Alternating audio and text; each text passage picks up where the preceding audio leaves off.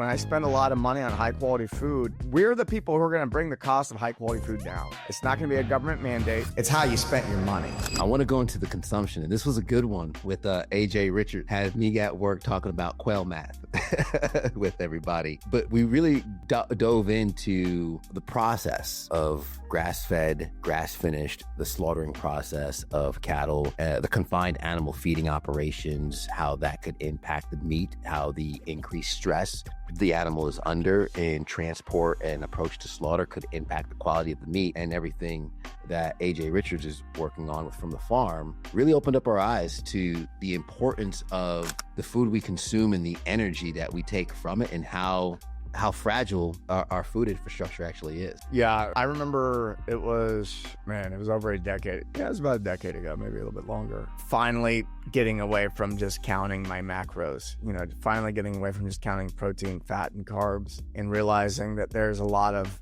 validity to the micronutrient profile, and putting some attention into whole foods that have dense micronutrient profiles. And when I made that shift, I felt very different in my body. My inflammation went down. Joints that I thought would be aching until the day I die stopped aching. And I realized that I actually didn't need as many calories in order to satisfy my energy requirements as I had previously thought. And so, yeah, the way that AJ is talking about how the food is raised to how it's distributed and all that, and how, I'm sure a lot of people listening to this show have some awareness around that. But one of the things I love that AJ is doing is just solving it at a systems level. The big takeaway, I think, that everyone could get from that show, and I think what he really wanted people to get was you're voting with your dollars every time. And I remember when I was first dating my wife, and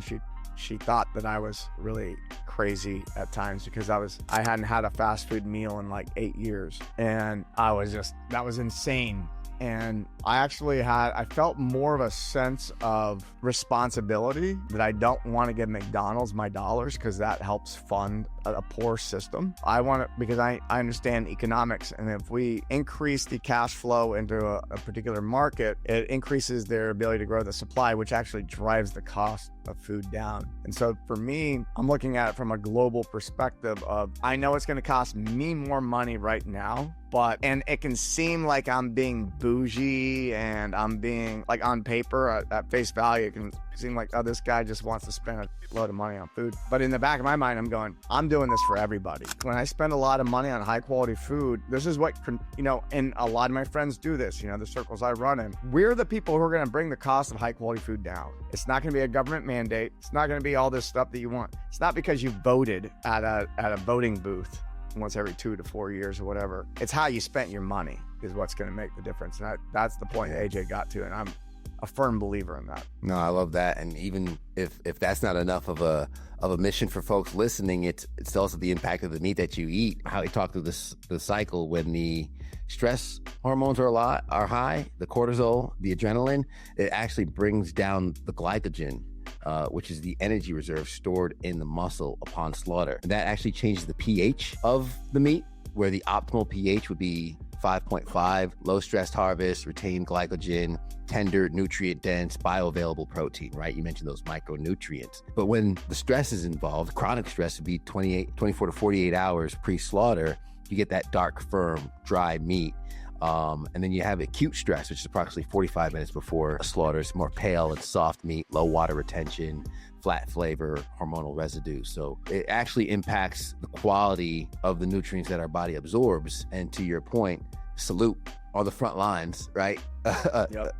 Defunding that system and funding the better system, as you mentioned, it's going to end up, I say trickle down, but it's going to end up bringing the cost down as the demand increases for that more sustainable approach.